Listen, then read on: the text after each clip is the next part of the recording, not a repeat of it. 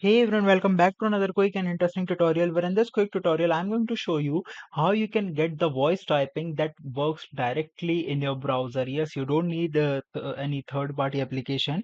What you speaks will appear right in front of you in written form. So in order to do it, just simply open any browser and search for this website which is SpeechTexter. Once you search for it over browser, you're going to see this which is www.speechtexter.com.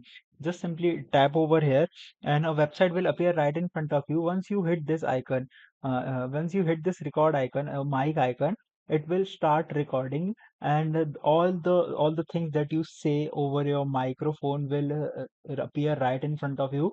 And here in the right window you can see multiple icons that you can write by just saying it. For example, if I say period, a dot icon will get, and if I say full stop, comma, or anything else, you can see it will for get for you. So you can use this website to speech texter, so to get the text of what you are saying.